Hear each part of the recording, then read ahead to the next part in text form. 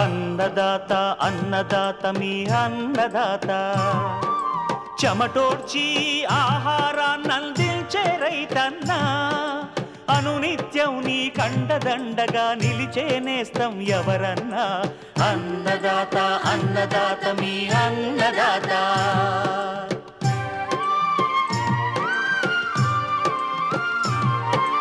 నూతన రీతుల సాగుబడికి నూరింతలు పెరిగే దిగుబడికి సూచనలిచ్చే సస్య రక్షణకు పశు పోషణకి శాస్త్ర విజ్ఞానం అందించి ముందుకు నడిపే తెలుగు రైతు భారతదేశానికి మకుటం అయ్యేలా తీర్చిదిద్దే ఆశయంతో మిమ్ము మేలు కొలిపేది అన్నదాత అన్నదాత అన్నదాత మీ అన్నదాత అన్నదాత అన్నదాత మీ అన్నదాత.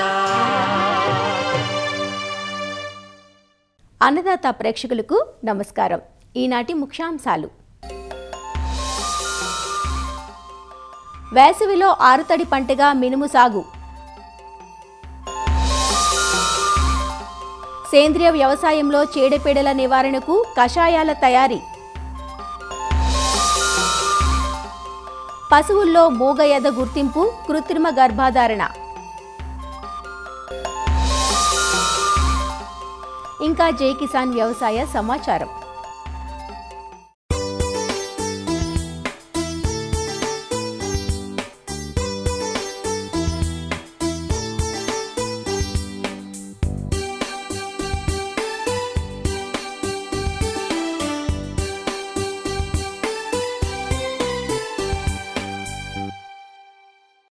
తొలకరి, రబీ, వేసవి ఇలా 3 కాలాల్లో సాగు చేసుకోదగ్గ అపరాల పంటల్లో మినుము ఒకటి. మినుమును ఉభయ తెలుగు రాష్ట్రాల్లో రైతులు సాగు చేస్తూ ఉంటారు. మార్కెట్లో పెరుగుతున్న డిమాండ్తో ఏటికేటికి మినుము సాగు విస్తీర్ణం పెరుగుతూ వస్తోంది. వేసవి పంటగా మినుమును ఫిబ్రవరి 2వ పక్షం నుంచి మార్చి 2వ పక్షం వరకు విత్తేందుకు అనువైన సమయం. అయితే ఈ కాలంలో రసం పీల్చే పురుగులు, అవి కలిగించే వైరస్ తెగుళ్ల కారణంగా రైతులు దిగుబడులను నష్టపోవలసి వస్తోంది. చీడపీడలను సకాలంలో అదుపు చేసుకున్న అయితే ఎకరాకు 8 నుంచి 10 క్వింటాళ్ల వరకు దిగుబడి పొందే వీలుంటుంది. కాబట్టి కాలానికి తగ్గట్లుగా రకాల ఎంపిక మొదలు సాగు ఆశాంతం శాస్త్రీయతను పాటించినట్లయితే మినుము సాగులో నాణ్యమైన దిగుబడులు పొందవచ్చునంటూ వివరాలు తెలియజేస్తున్నారు ఆచార్య ఎన్జీ రంగా వ్యవసాయ విశ్వవిద్యాలయం, ఉండి కృషి విజ్ఞాన కేంద్రం విస్తరణ విభాగం శాస్త్రవేత్త డాక్టర్ దీప్తి. ఆరుతడి పంటగా ఫిబ్రవరిలో, మార్చిలో వేసవికాల పంటగాను మనం మినుముని సాగు చేసుకోవచ్చు. రకాలు గనక చూసుకున్నట్టయితే అందులో పల్లాకు తెగులు తట్టుకునే GBG1 తిరుపతి 104 మినుములు 70 నుంచి 75 రోజుల పంట కాలాన్ని కలిగి ఎకరాకు సరాసరి 8 నుంచి 9 క్వింటాల దిగుబడి ఇస్తుంది. ఈ గింజలు పాలిష్గా ఉండి మనకి పల్లాకు తెగుల్ని తట్టుకుంటాయి. PU31 మినుము రకం చూసుకున్నట్టయితే మనకి పల్లాకు తెగుల్ని తట్టుకొని కాయలపైన నూగు ఉంటుంది, సాదా రకం ఉంటుంది. ఎకరాకి మనకు 5 నుంచి 6 క్వింటాల సరాసరి దిగుబడి అనేది వస్తుంది. LBG 787 రకం చూసుకున్నట్టయితే మనకి 75 నుంచి 75 రోజుల పంట కాలాన్ని కలిగి 8 నుంచి 9 క్వింటాల దిగుబడి అనేది మనకి ఎకరాకి వచ్చి మనకి అన్ని కాలాలకి అనువుగా ఉండి పల్లాకు తెగులను మధ్యస్థంగా తట్టుకుంటుంది. అలాగే మనకి కాండం కనుపుల వద్ద కూడాను ఇది కాయలు కాస్తుంది. LBG 648, LBG 685 బుట్ట మినువులు, తర్వాత మనకి తేజ రకం మినువులు, ఇవన్నీ కూడాను మనకి మార్కెట్లో అందుబాటులో ఉంటాయి. మినుము విత్తన మోతాదు కనుక చూసుకున్నట్టయితే మనకి ఎకరాకు 8 నుంచి 10 కేజీల విత్తనం అనేది అవసరం ఉంటుంది. మినుము విత్తనాలను విధిగా విత్తన శుద్ధి చేసుకుంటే 15 నుంచి 20 రోజుల వరకు రసం పీల్చే పురుగుల బెడద నుంచి మనం పంటను కాపాడుకోవచ్చు. 2.5 గ్రాముల థైరం కానీ, క్యాప్టన్ కానీ, మ్యాంకో జబ్బు వంటి తెగుళ్ళ మందుతో 1 కేజీ విత్తనాన్ని విత్తన శుద్ధి చేసుకొని మరలా పురుగుల మందైన ఇమిడాక్లోప్రిడ్ 5 ml లేదా థయోమిథాక్సిజం 5 grams per కేజీ విత్తనానికి పట్టించి విత్తన శుద్ధి చేసుకోవాలి. విత్తనాన్ని నాటే పద్ధతి కనుక చూసుకున్నట్టయితే మనం సాళ్ళ మధ్య 30 సెంటీమీటర్లు అంటే 1 అడుగు, మొక్కల మధ్య 10 సెంటీమీటర్ల దూరంలో మనం విత్తుకుంటే మనకి మంచిది. ఎరువుల యాజమాన్యం విషయంకి వస్తే ఎకరాకి 20 కేజీల భాస్వరం, 8 కేజీల నత్రజని ఎరువులను ఆఖరి దుక్కులో వేసుకోవాలి. వెడల్పాటి గడ్డి జాతి కలుపు మొక్కలు ఉన్నట్లయితే ఎమజిత్ పైర్ 5% ద్రావణం 250 mlని 200 లీటర్ల నీటిలో కలుపుకొని మనం పిచికారీ చేసుకోవచ్చు. సస్యరక్షణ విషయానికి వస్తే మనకి మినుమును ఎక్కువగా కాండపు ఈగ క్రిమి దశ కాండంలో చేరి తినడం వల్ల మొక్క అంతా ఎండిపోతుంది. దీని నివారణకు మోనోక్రోటోఫాస్ 1 నుంచి 1.5 ml లీటర్ నీటికి కలిపి పిచికారీ చేసుకోవాలి. మారుక మచ్చల పురుగు మొగ్గ, పూత, పిందె, కాయ దశల్లో మొక్కలోకి చేరి దాన్ని గూడుగా ఏర్పాటు చేసి లోపల ఉన్న ఆకుపచ్చని పదార్థాన్ని తింటుంది. దీని నివారణ గనక చూసుకున్నట్టయితే పూత దశలోనే వేప సంబంధితమైన కషాయాలు కానీ ద్రావకాలు కానీ మనం పిచికారీ చేసుకోవాలి. ఒకసారి మొగ్గను ఓపెన్ చేసి చూసినట్లయితే పిల్ల పురుగులు గమనించినట్లయితే 2.5 ml క్లోరిపైరిపస్ 1 లీటర్కి చొప్పున పిచికారీ చేసుకోవడం. మరీ మారుకా ముచ్చుల పురుగులు ఉద్రిక్తత ఎక్కువైతే స్పానోసెడ్ 0.3 అలాగే ఇమామిక్టి బెంజోయేట్ 0.4 grams per లీటర్కి చొప్పున మనం పిచికారీ చేసుకోవాలి. తామర పురుగుల వల్ల ఆకుముడత వైరస్ అనేది వ్యాప్తి చెందుతుంది. లేత ఆకుల అడుగు భాగములో రసాన్ని పీలుస్తూ ఆకుముడత అనే వైరస్ వ్యాప్తికి కారణమవుతాయి. వీటి నివారణకు పిప్రోనిల్ 1.5 మిల్లీలీటర్లు లీటర్ నీటికి కలిపి పిచికారీ చేసుకోవాలి. తెల్లదోమ వల్ల మనకి పల్లాకు తెగులు వచ్చే అవకాశం ఉంటుంది. తెల్లదోమ నివారణకు 1.5 ml నుంచి 2 ml ట్రైజోఫస్ని 1 లీటర్ నీటికి కలిపి మనం పిచికారీ చేసుకోవాలి. వైరస్ తెగుళ్ళ సమగ్ర యాజమాన్యం కనుక చూసుకున్నట్టయితే మనం తట్టుకునే రకాలను వేసుకోవాలి. గట్లపైన మొక్కజొన్న లేదా జొన్న పంటల్ని బోర్డర్ క్రాప్ కింద వేసుకొని లోపల మనం బంతిని ఎర్రపంటగా వేసుకోవడం కూడా మంచిది. అలాగే మనకి పసుపు రంగు జిగురట్టలు తెల్లదోమకి మంచిది. ఎకరాకి 20 పసుపు రంగు జిగురట్టలను అమర్చుకోవడం, అలాగే 20 నీలం రంగు జిగురట్టలను తామర పురుగుల నివారణ కోసం అమర్చుకుంటే మంచిది. అంతేకాకుండా గట్లపైన కలుపు లేకుండా చూసుకోవాలి. వైరస్ సోకిన మొక్కలను పీకి నాశనం చేయాలి.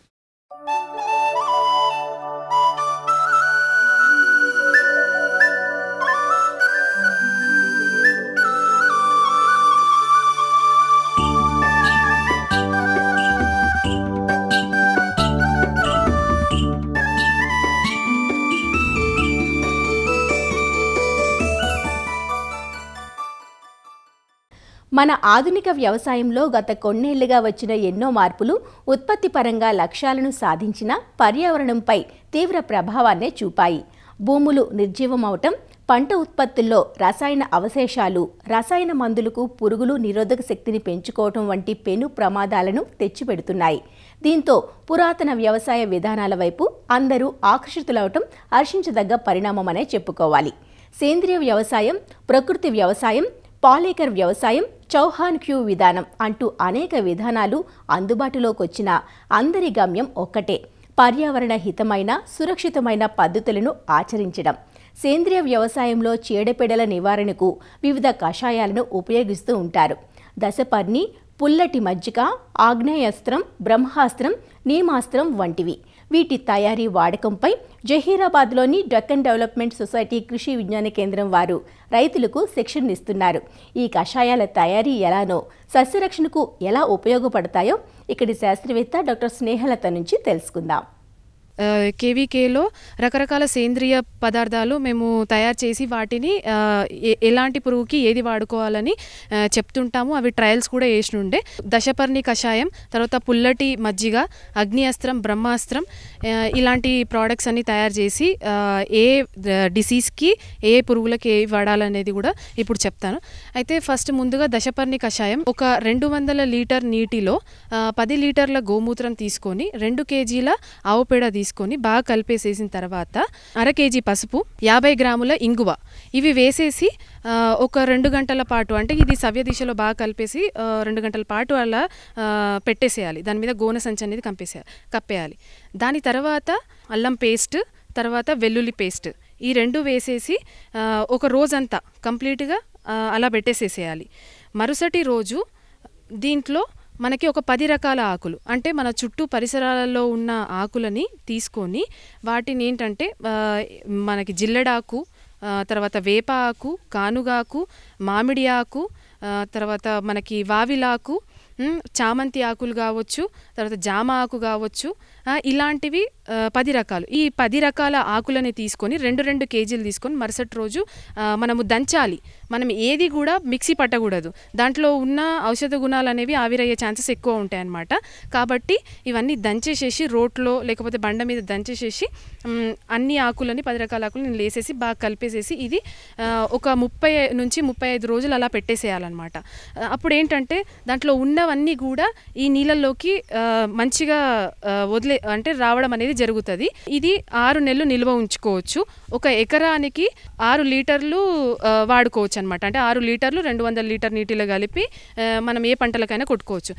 పంటకి రసం పీల్చుడు పురుగులు కావచ్చు, లద్దె పురుగులు కావచ్చు, రెండింటిని బాగా కంట్రోల్ చేస్తుంది. ఈ దశపర్ణి కషాయం ఎందుకు తయారు చేయడం జరిగిందంటే ఇప్పుడు అగ్ని అస్త్రం ఉంది. అగ్ని అస్త్రం వచ్చేసి లోపల తింటున్న గొంగలి పురుగులు ఏవైతే ఉంటాయో వాటికి ఎక్కువ కంట్రోల్ చేస్తుంది. బ్రహ్మాస్త్రం బయట తినే పురుగులకు కంట్రోల్ చేస్తుంది. తర్వాత నీమాస్త్రం అనేది రసం పీల్చుడు పురుగులకి కంట్రోల్ చేస్తుంది.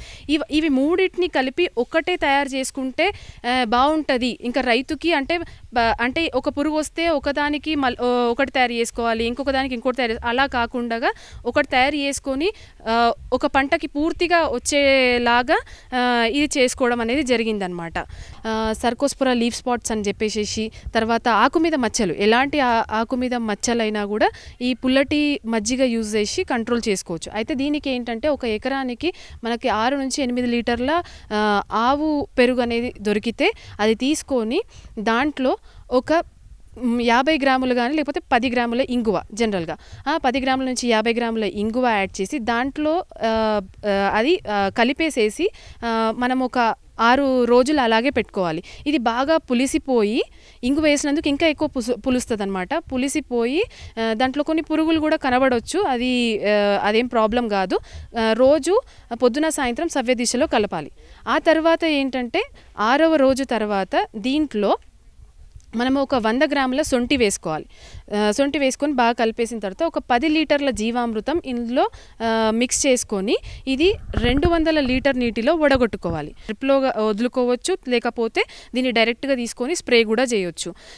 దీనివల్ల ఏంటంటే ఇప్పుడు ఇంగువ యూజ్ చేయడం వల్ల దీంట్లో మంచి శిలీంధ్రాలు ఉండటం వల్ల మనకి ఏవైతే మచ్చలు అంటే ఈ మచ్చలు ఇవి ఏవైతే మనకి అనవసరమైన శిలీంధ్రాలు వీటిని కాజ్ చేస్తాయో వాటిని అరికట్టేస్తుంది. అదొకటి. ఇంకోటి ఏంటంటే మనం జీవామృతం అనేది దీంట్లో వేయడం వలన మనకి మొక్క గ్రోత్కి కానీ ఇంకా ఎదుగుదలకు కానీ బాగా పనిచేస్తుంది అనమాట. ఇప్పుడు తయారు చేసింది ఏంటంటే అగ్ని అస్త్రం. ఒక 20 లీటర్ల గోమూత్రం తీసుకొని దాంట్లో ఒక 2 కేజీల ఆవు పేడ తీసుకొని దాంట్లో అంటే కుండలో వేసేసి మనం బాగా కలిపి పెట్టాలి. అయితే ఇది పొయ్యి మీద పెట్టుకొని పొంగు వచ్చేంత వరకు అట్లా పెట్టుకోవాలి. తర్వాత ఏంటంటే దీంట్లో 1.5 అంటే 1.5 కేజీ పచ్చిమిర్చి గుజ్జు, అంటే అది కూడా మంచి నాటు పచ్చిమిర్చి తీసుకోవాలి. దాంట్లో అయితేనే మంచి అంటే వేడి ఎక్కువ ఉండడము, అంటే పురుగులో ఉన్న తేమ శాతాన్ని అది గుంజేస్తుంది అనమాట పచ్చిమిర్చి యూజ్ చేయడం వల్ల జనరల్గా. అయితే ఇది ఎక్కువ మోతాదులో తీసుకోవాలి.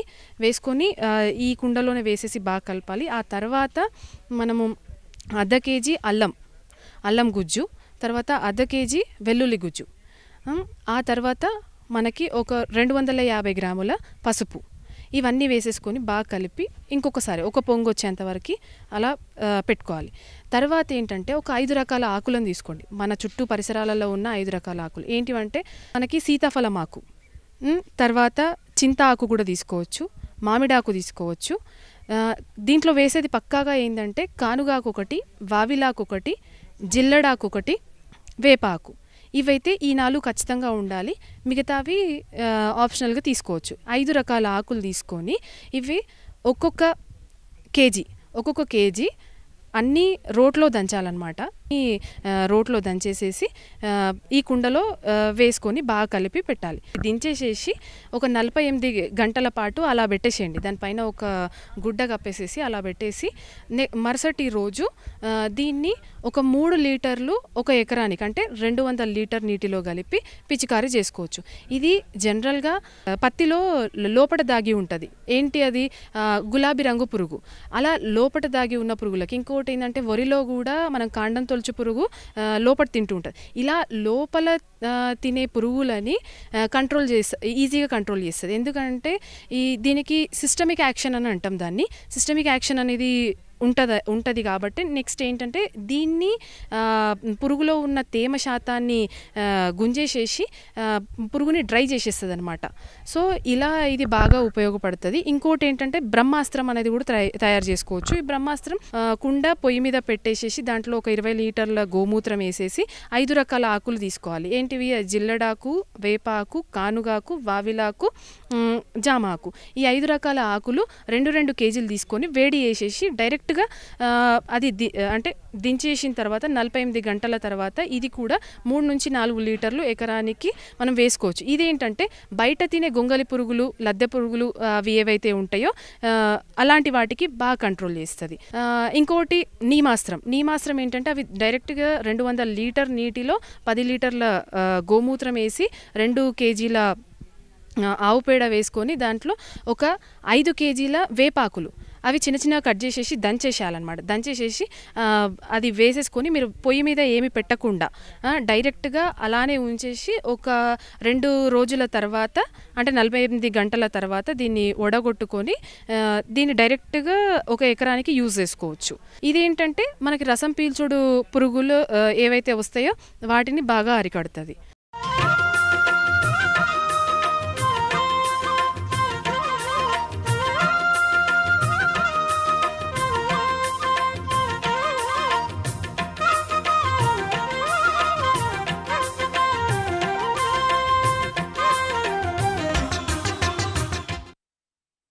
సాలుకు ఒక దూడ, సంవత్సరం పొడవునా పాలు.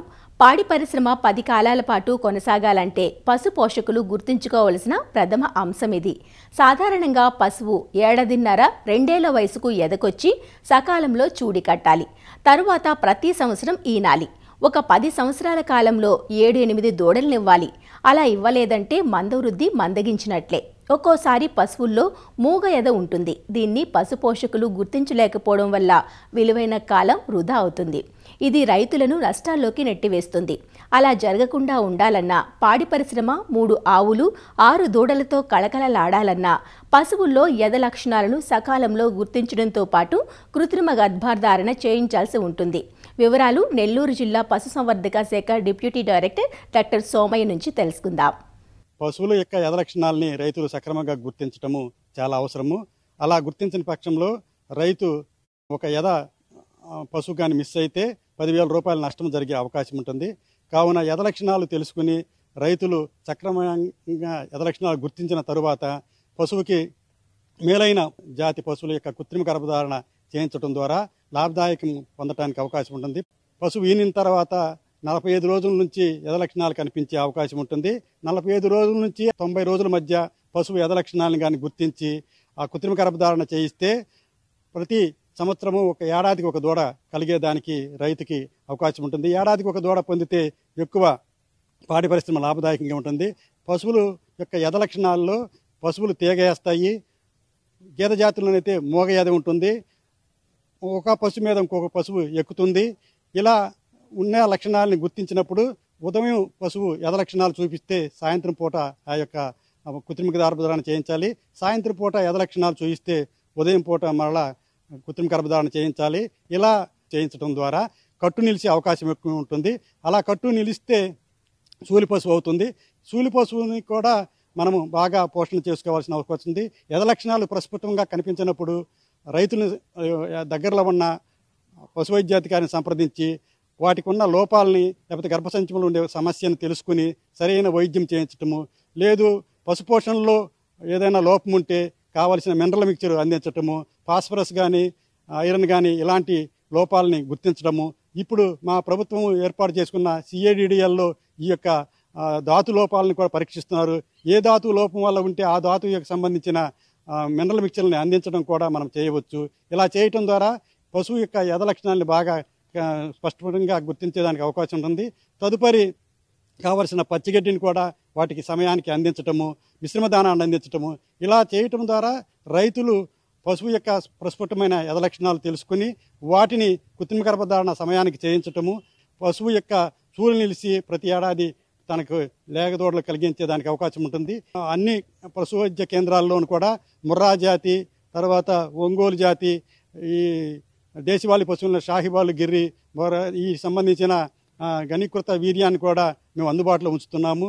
సంకరజాతి పశువుల్లో అయితే హెచ్ఎఫ్, జెర్సీ ఈ రకమైన కృత్రిమ గర్భధారణకు సంబంధించిన ఘనీకృత వీర్యాన్ని అందుబాటులో ఉంచుతున్నాము. వీటన్నిటిని కూడా సక్రమంగా వినియోగించుకుని పశువుల్ని పోషణలో జాగ్రత్తలు తీసుకుని చూలి పశువుల పోషణలో కూడా జాగ్రత్తలు తీసుకుని రైతు బాగా పోషణ చేసుకోవటం ద్వారా మంచి పాడి పరిశ్రమ అభివృద్ధిని చేసుకోవడానికి అవకాశం ఉంది.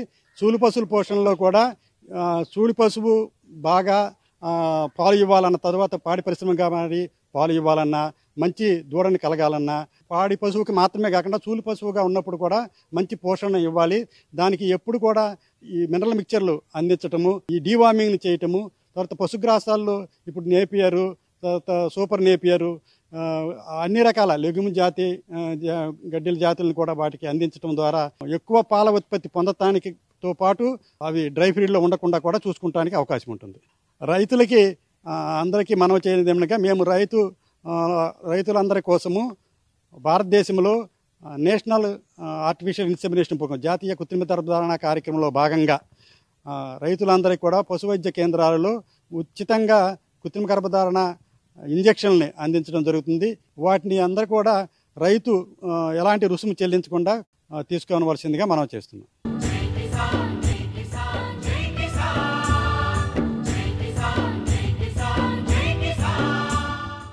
వ్యవసాయ సమాచారం ఇప్పుడు జై కిసాన్లో చూద్దాం. ఆంధ్రప్రదేశ్ రాష్ట్రంలో వ్యవసాయ శాఖ అందించే యంత్ర పరికరాలన్నీ ఇక నుంచి ఆగ్రోస్ ద్వారా అందనున్నాయి. యంత్రాల పంపిణీకి ఆగ్రోస్ నోడల్ ఏజెన్సీగా ఉన్నట్లు నెల్లూరు జిల్లా ఆగ్రోస్ రీజనల్ మేనేజర్ విద్యాసాగర్ తెలిపారు.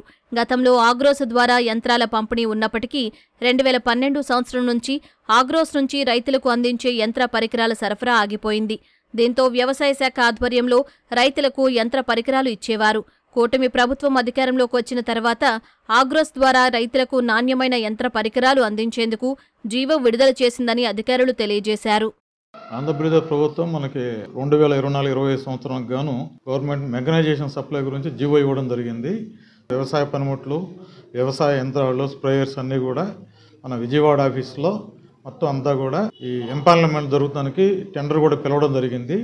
దాని తరఫున మొత్తం రాష్ట్ర వ్యాప్తంగా కూడా వ్యవసాయ యాంత్రీకరణ అంతా కూడా ఆగ్రో సంస్థ ద్వారానే వ్యవసాయ శాఖకి మనం ఆగ్రో సంస్థ ద్వారా సప్లై చేయడం జరుగుతుంది. దాంతో అన్ని రకాల పనిముట్లు కూడా ఉన్నాయి. దాన్ని వ్యవసాయ శాఖ ఏదైతే రైతులు నోటిఫై చేస్తారో అవన్నీ కూడా మనం దానికి సంబంధించిన క్వాలిటీ అయితేనేమి, మన టెస్ట్ రిపోర్ట్లు అయితేనేమి ఇవన్నీ కూడా చూసి క్వాలిటీ ఎక్విప్మెంట్ మాత్రమే ఆగ్రో ద్వారా మనం రైతులకి సప్లై చేస్తాం. తర్వాత ఆఫ్టర్ సేల్ సర్వీస్ ఏదైతే ఉంటుందో రైతులకి ఉత్తరోత్తర 3 ఏళ్ళు 5 ఏళ్ళ దాకా కూడా దాని సర్వీస్ సంబంధించినటువంటి ఆ కంపెనీల ద్వారా సర్వీస్ చేయించి స్పేర్ పార్ట్స్ అన్నీ కూడా అందుబాటులో ఉంచి రైతులకి ఏ రకంగా ఇబ్బంది లేకుండా ప్రతి జిల్లాలో మన ఆఫీసులు ఉన్నాయి. ఆఫీసుల ద్వారా వాళ్ళందరూ కూడా సర్వీస్ చేయడానికి మనం సిద్ధంగా ఉన్నాం. రైతు సేవా కేంద్రం లేదంటే మండల స్థాయికి రైతులు అడిగినటువంటి ఎక్విప్మెంట్ అంతా కూడా చేర్చేదానికి సిద్ధంగా ఉన్నాం. ఆంధ్రప్రదేశ్లో కందుల కొనుగోళ్లకు ప్రభుత్వం ఏర్పాట్లు చేస్తోంది. ముఖ్యంగా నాఫెడ్ సంస్థ తరపున మార్క్ఫెడ్ కొనుగోళ్లను చేపడుతోంది. పల్నాడు జిల్లాలో ఫిబ్రవరి 1వ తేదీ నుంచి కొనుగోలు కేంద్రాలు తెరిచేందుకు రంగం సిద్ధం చేసినట్లు మార్క్ఫెడ్ అధికారులు చెబుతున్నారు. కేంద్రం కందులకు మద్దతు ధరను క్వింటాలకు 7,550 రూపాయలుగా ప్రకటించింది. ఉమ్మడి గుంటూరు జిల్లాలో ఈసారి కంది పంటను సుమారు 30,000 హెక్టార్లలో సాగు చేశారు. పల్నాడు జిల్లాలో ఈ ఏడాది అధిక విస్తీర్ణంలో రైతులు కందికి మళ్లారు. గతేడాది కూడా కందికి గరిష్ట ధరలు దక్కటంతో ఈ ఏడాది విస్తీర్ణం పెంచారు. ప్రస్తుతం పలు ప్రాంతాల్లో కంది పంట నూర్పిళ్లు జరుగుతున్నాయి. జిల్లాలోని రైతు సేవా కేంద్రాల్లో కొనుగోళ్లు చేపట్టనున్నారు. రైతులు నాణ్యతా ప్రమాణాలకు అనుగుణంగా పంటను తీసుకొచ్చి మద్దతు ధర పొందాలంటూ అధికారులు సూచిస్తున్నారు. పల్నాడు జిల్లాలో సుమారుగా 26,908 హెక్టార్లలో కంది పంటను సాగు చేసి ఉన్నారు. సుమారుగా 28 మండలాల్లో ఈ 387 రైతు సేవా కేంద్రాల్లో ఈ పంట సాగు చేయడం జరిగింది. దీనికి వ్యవసాయ శాఖ వారు 51,000 మెట్రిక్ టన్నులు ప్రొడక్షన్ వస్తుందని అంచనాలు వేసి ఉన్నారు. దీనిపై రాష్ట్ర ప్రభుత్వం కనీస మద్దతు ధరపై కొనుగోలు చేసేందుకు అనుమతులు ఇవ్వడం జరిగింది. మద్దతు ధర 7,550 రూపాయలను గవర్నమెంట్ వారు చెల్లిస్తారు. తమ సమీప రైతు సేవా కేంద్రాల్లో రైతులు నమోదు చేసుకోవలసి ఉంటుంది. ప్రతి రైతు సేవా కేంద్రాన్ని ఒక ప్రొక్యూర్మెంట్ కేంద్రంగా నిర్ణయించడం జరిగింది. జనవరి 8వ తారీఖు నుండి రిజిస్ట్రేషన్ ప్రారంభాలు జరిగాయి. ఇప్పటికే సుమారుగా 200 మంది రైతులు రిజిస్ట్రేషన్ చేసుకోవడం జరిగింది. నాణ్యతా ప్రమాణాలు అంటే ముఖ్యంగా 12% మాయిశ్చర్కి వచ్చేటట్టు పంటని ఆరబోసుకోవాలి. మిగిలిన పంట వ్యర్థాలను అన్నీ తొలగించి కనీస మద్దతు ప్రమాణకాల ప్రకారం రైతు సేవా కేంద్రాల వద్ద అమ్ముకోవాల్సిందిగా కోరుచున్నాం. రవాణా మరియు గోతం మార్కెటే భరిస్తుంది. మీ పంట మా గోదామునికి చేరిన తర్వాత 24 అవర్స్లో పేమెంట్ ఇవ్వడం జరుగుతుంది. మరిన్ని విభిన్న అంశాలతో రేపటి అన్నదాతలో మళ్ళీ కలుసుకుందాం. అంతవరకు సెలవు. నమస్కారం. అన్నదాతలు తమ సందేహాలు, సమస్యలను 1800-425-4085 టోల్ ఫ్రీ నంబర్లో ఉదయం 10 నుంచి 11 గంటల మధ్య పని దినాలలో సంప్రదించగలరు. ఈ కార్యక్రమాన్ని యూట్యూబ్లో www.youtube.com/అన్నదాత ఈటీవీ లింక్ ద్వారా వీక్షించవచ్చు. అన్నదాత కథనాలు ఈటీవీ విన్ మొబైల్ యాప్లోనూ వీక్షించండి.